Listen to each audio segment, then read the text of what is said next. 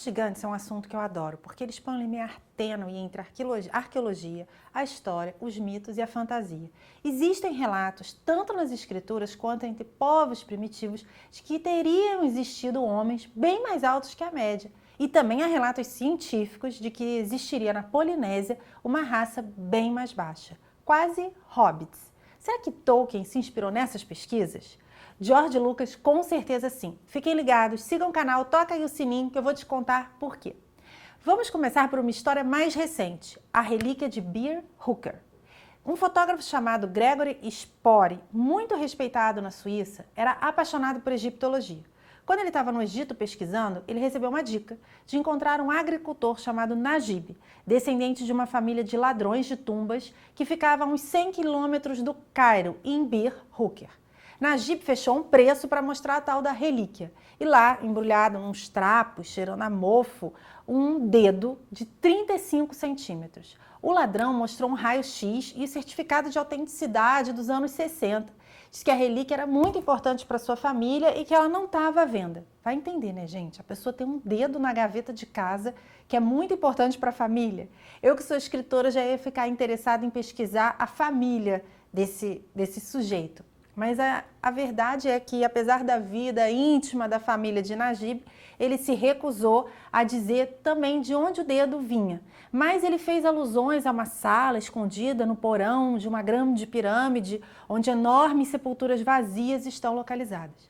Antes de retornar ao hotel, o Spore tirou várias fotos. Ele, inclusive, botou uma nota do lado do dedo para mostrar o tamanho do dedo, né? E ele tentou mostrar de várias formas as dimensões desse dedo. Spore tentou chamar cientistas para irem ao local, mas nenhum deles se mostrou nunca interessado em pesquisar a existência dessa relíquia, né?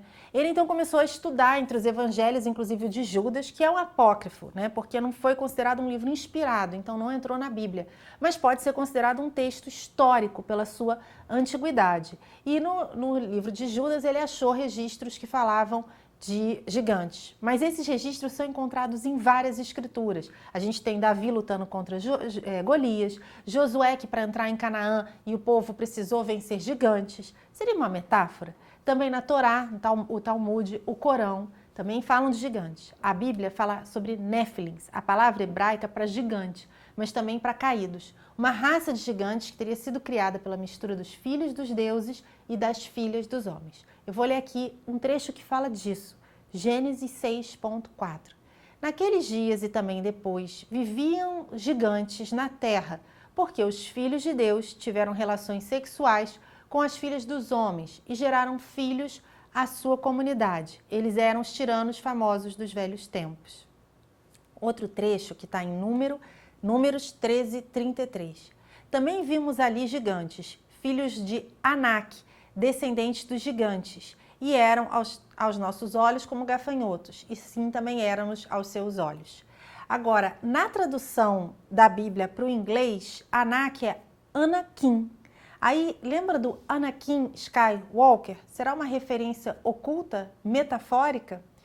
Um dos maiores historiadores do século I foi Flávio Joséfos. Ele mencionou gigantes também na sua obra.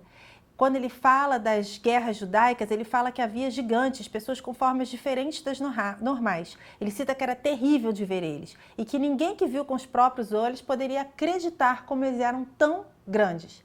Tem muito relato de gigante na história, né? Dá uma paradinha aí que agora ficou rápido. Agora põe um pouquinho. Pausanias, um historiador antigo, escreveu em 200 d.C. sobre homens de cerca de 5 metros de altura e esqueletos humanoides encontrados na Síria moderna. A mitologia grega fala de titãs, né? A mitologia germânica tem numerosos gigantes vivendo em Risenheim. Dom Antônio de Mendonça descobriu esqueletos gigantescos no Peru. O navegador holandês, que eu não sei falar o nome, William Schouten, afirma ter visto esqueletos de pelo menos 3,5 metros. Gigantes são retratados em diversas culturas primitivas, em desenhos de rocha em Ohio também. Houve um esqueleto enorme encontrado em Minnesota em 1968. Ainda tem relatos dos Anunnaki, que Anunnaki, na verdade, que seria uma raça mencionada nos textos sumérios, que aparentemente teriam passado pela terra na área entre o Eufrates e o Tigre no Egito, né? O que pode assemelhar a descrição dos deuses também. Para mim, há duas hipóteses que são realmente válidas. Uma é da possibilidade da existência de 3 raças, né? E que teriam sido extintas, a de mais altura e a de menos altura. E a outra das metáforas da Bíblia.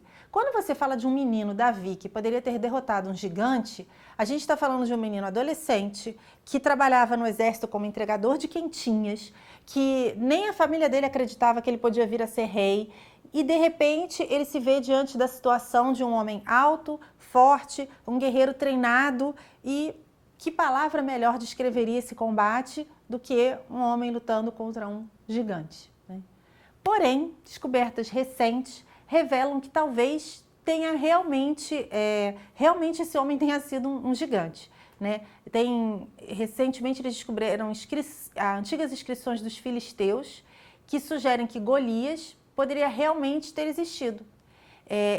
Esse artefato que foi encontrado é um pequeno fragmento de argila que foi encontrado em Israel em 2005 por arqueólogos.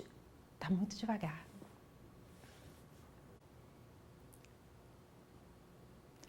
Porém, uma descoberta recente, exibindo as mais antigas inscrições dos filisteus conhecidas, sugere que Golias pode realmente ter existido. Esse artefato é um pequeno fragmento de argila que foi encontrado em Israel em 2005 por arqueólogos da Universidade Tel Assaf. Nele está inscrito com as palavras ALWT e WLT, que segundo o professor Aaron Dembski, coincidem com o nome Golias. ALWT e WLT são nomes não semíticos, que são etimologicamente semelhantes ao nome Golias.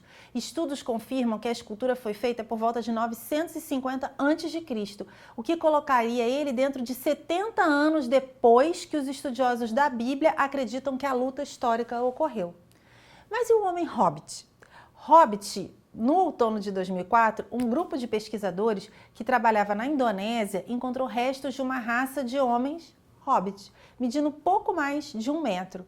Os pesquisadores determinaram que esses seres humanos, que seriam uma estatura menor do que a conhecida por nós, né, teriam vivido ao lado com o homem por cerca de 13 mil anos atrás. A equipe de pesquisa, incluindo o paleontropólogo indonésio professor T. Jacob, apelidou a pequena raça de Homem floresiensis, em homenagem à ilha da Indonésia de Flores, onde os esqueletos foram descobertos.